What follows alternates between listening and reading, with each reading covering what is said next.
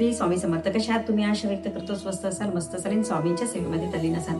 बघा, बरेचदा आपण काय करतो, आपण कुठल्या चुका करतो, पण त्या चुकीमुळे काय होते, दुसऱ्याचे जे दुःख, काही संकट हे आपल्या वाट्याला का बरं येतात, तर ते काय आहे त्यात आज आपल्याला बघायचं आहे. बघा, आपण काय करते, आता उद्याला महाशिवरात्री आहे समजा, मग महाशिवरात्रीला तुम्ही मंदिरामध्ये जाता, मंदिरामध्ये तिथे प्रसाद वाटप असते, कुठे उसळचा प्रसाद असते किंवा एखाद्या ठिकाणी भंडारा असते, मग त्या भंडाऱ्यामध्ये जेवायचं असते किंवा प्रसाद द्यायचं असते.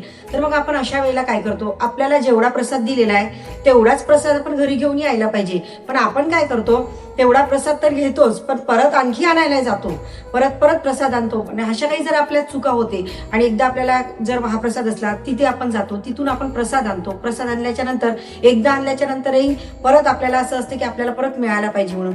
पण यावेळेला काय होते माहितीये का, जो प्रसाद आपल्या वाट्याला येते तोच प्रसाद असतो, पण ज्यावेळेला आपण शिल्लकचा प्रसाद तिथून आणायला जातो त्याला काय म्हणतात माहितीये का, त्यावेळेला आपण त्या व्यक्तीचं प्रारब्ध आपल्या सोबत आणत असतो. म्हणजे प्रारब्ध म्हणजे काय, आता त्याच्या जीवनामध्ये जर काही वाईट गोष्टी वारंवार घडत असल्या आणि जेव्हा महाप्रसादाचं तिथे दान होत असलेलं, त्यांचे जे वाईट काही हे असतात ते सगळे तुमच्या सोबत येऊन जातात. काय होते, जेवढा प्रसाद आपल्या वाटेला आला तेवढाच आणायला पाहिजे, आणि त्याच्या व्यतिरिक्त जर आणला तर दुसऱ्याचे प्रारब्ध आपल्या सोबत यायला चालू होते. त्याच्याने आपलं काय होते की चांगलं व्हायला जाते, पण वाईट चांगलं न होता वाईट व्हायला लागते. मग काय करायला पाहिजे, अन्नदान कुठेही असलं तर जेवढं मिळालं तेवढंच आणायचं, आणि तसं न घेता कधी पण मंदिरामध्ये तुमच्या यथाशक्ती दक्षिणा टाकल्याशिवाय कधीच कुठलाही प्रसाद आणायचा नाही. व्हिडिओ आवडल्यास लाईक करा, शेअर करा आणि कमेंट बॉक्समध्ये श्री स्वामी समर्थ लिहायला विसरू नका. श्री स्वामी समर्थ.